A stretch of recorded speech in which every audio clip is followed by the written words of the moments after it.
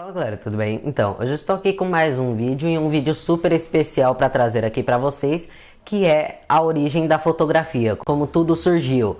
E um especial de 3 anos aqui do canal. Sim, hoje dia 5 de junho de 2018, o canal faz 3 anos. Então é isso aí, vamos começar com o nosso super especial.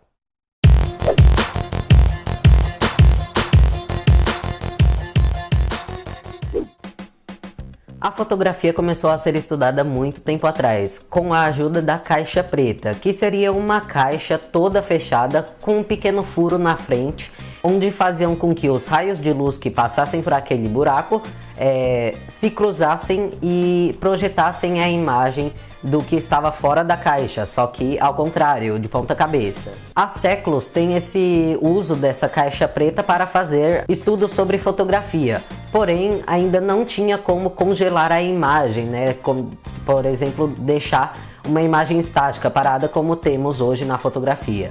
A fotografia em si começou por William Henry Fox Talbot, que é um estudioso da Inglaterra, no caso, que publicou um artigo em 1835 explicando uma técnica para congelar a imagem, para fazer um método para fazer a fotografia, com uma solução de cloreto de prata, que fixava as imagens, né, congelava elas no modo de fotografia. E essas imagens congeladas seriam utilizadas em formas de negativos, aquelas fotos antigas em negativos que ficava tudo azul e preto. Então, era esses os negativos que aconteciam com essa solução que misturava toda essa química aí do cloreto de prata. E também poderiam ser copiadas e transformadas em imagens positivas. Não seriam coloridas, mas seriam já imagens em preto e branco positivos, que daria uma melhor visualização do que os negativos. Porém, quase ao mesmo tempo surgiu o Louis Daguerre, um francês que anunciou em 1839, 4 anos depois de Talbot, uma nova técnica para congelar a imagem, uma nova técnica para fazer a fotografia, em que eram capturadas imagens em uma chapa bem fina de cobre com sais de prata, que eram dispostas ao vapor de mercúrio. Não o planeta Mercúrio, mas sim a solução química, o mercúrio, que fixava a imagem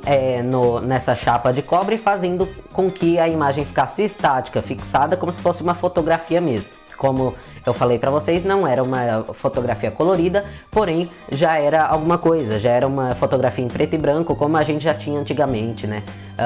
Com auxílio de máquinas, essas coisas, mas isso eu vou falar daqui a alguns minutos. E esse processo já fazia imagens já automaticamente reveladas, não era em formas negativas como era a da técnica de Talbot. Porém, elas não poderiam ser copiadas, né, transformadas em outras imagens, nem copiadas, nem nada do tipo. Mas ela tinha uma qualidade superior sim às fotografias do método de Talbot. Este novo método então foi utilizado por várias décadas para se estudar a fotografia. Daguerre então estava melhorando as suas técnicas e imagens com a ajuda de seu amigo Joseph, que foi um inventor francês responsável pelas primeiras fotografias da época. E ele começou seus testes em 1793, muito tempo antes de Talbot e Daguerre conseguir achar uma solução capaz de fazer as fotos, as imagens, né, ficarem fixadas e congeladas em uma chapa fina.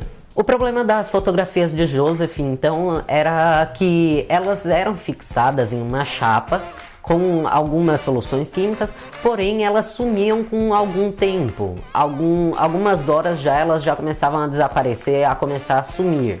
Apenas em 1824 ele conseguiu com que suas imagens ficassem fixadas por quase um tempo indeterminado.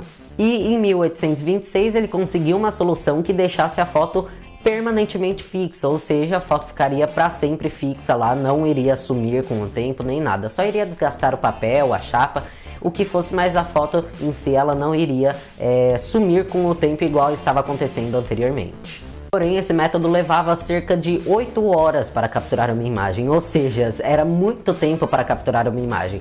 Por isso que surgiu aquelas ideias de que aquelas ideias nos filmes de terror, que quando você anda e passa por algum quadro, o quadro te segue com os olhos, porque quando a pessoa ia fotografar, a pessoa não ia ficar 8 horas, 30 minutos olhando fixamente para a lente da câmera, né, para a lente de uma câmera, de qualquer coisa, não ia conseguir fixar o olho para sempre assim. Então aí os olhos ficavam um pouco borrados, daí que surgiu aquela ideia lá de que o quadro nos filmes de terror seguem as pessoas com os olhos.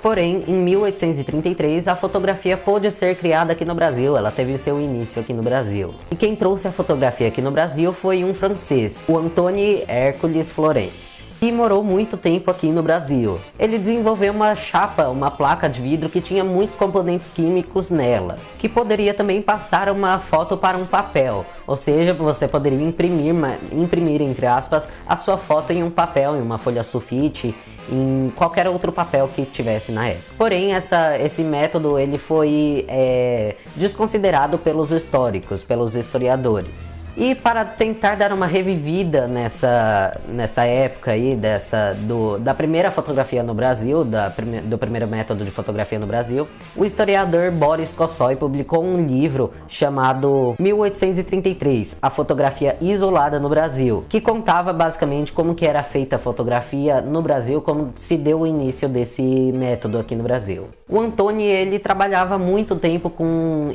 impressão já, e por isso ele conseguiu já fazer o seu primeiro método, já imprimir e ficar a imagem fixada por bastante tempo, podendo assim copiá-las também para um outro papel, para um outro lugar. Voltando ao assunto de Daguerre, as fotos dele, as imagens dele levavam cerca de meia hora, 30 minutos para que elas pudessem ser capturadas. Como eu falei pra vocês, daí que surgiu aquela história dos quadros do filme de terror ficar seguindo as pessoas, porque não tem como uma pessoa ficar olhando fixamente para um lugar por 30 minutos sem piscar, sem mexer o olho, sem distrair. Mas o escultor inglês, em 1851, Frederick, descobriu o processo de revelação em foto em uma chapa úmida, e recebeu o nome de colloid. Essas chapas tinham uma qualidade extremamente melhor do que aquelas de Daguerre e também de Talbot, conseguindo também fazer as cópias das imagens, né? Jogar várias vezes a mesma imagem em uma chapa, em uma folha de papel, para que você tivesse cópias da imagem. Se alguma rasgasse ou alguma manchasse, alguma coisa do gênero, você tinha uma cópia segura lá para usar. Esse método fez com que a fotografia tivesse uma revolução na história. Porém, as coisas continuaram evoluindo e em 1871, um físico francês chamado Richard descobriu uma solução gelatinosa de brometo de prata, construindo uma placa seca que era 60 vezes mais sensível e não necessitava de que a imagem fosse revelada na hora, ou seja, algumas técnicas anteriores você tinha que tirar a foto e já ir revelar, porque senão a foto poderia estragar e essas coisas.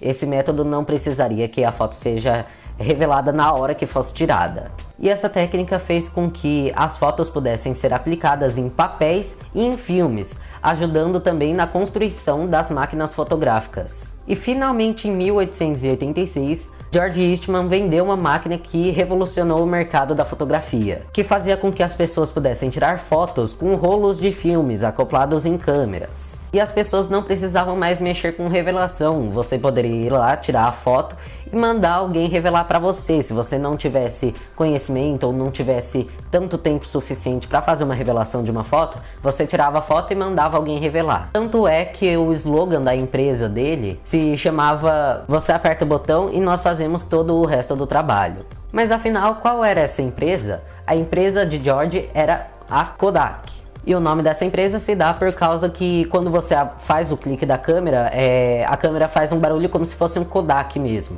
Porém, as fotos ainda eram tiradas em preto e branco, não tinha nenhuma solução até o momento para que elas pudessem sair coloridas. No entanto, em 1908, Auguste e Louis Lumière, além de terem criado o cinema, eles criaram um método de que as imagens poderiam ser imprimidas em modo colorido, deixando a fotografia muito melhor para aquela época. E ele era denominado de autochrome. Para fazer as fotos eram necessários sobrepor 3 camadas de chapas finas e transparentes, e cada uma delas registrava as fotos primárias, as cores primárias, por meio de uso de filtros, o vermelho, amarelo e azul, e no resultado final saía uma imagem colorida. E em 1947, Edwin Land resolveu o problema da revelação, em que você precisava tirar a foto e depois ver como é que tinha ficado. Nesse novo método, você só apertava o botão e ela já imprimia a foto. que é da empresa Polaroid, fazendo imagens coloridas também. E a partir disso a fotografia começou a ser estudada e aprofundada melhor.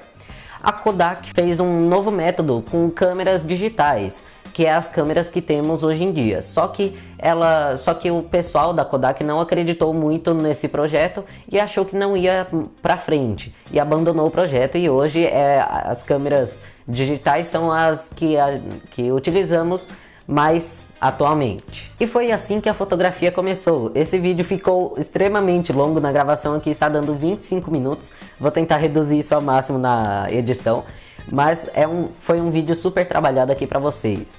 Se vocês gostaram do vídeo, não esqueça de deixar aí o like de vocês, compartilhar o vídeo com seus amigos, se inscrever no canal e me seguir em outras redes sociais para ficarem atualizados sobre tudo. Então é isso, muito obrigado a todos por tudo, até o próximo vídeo e fui!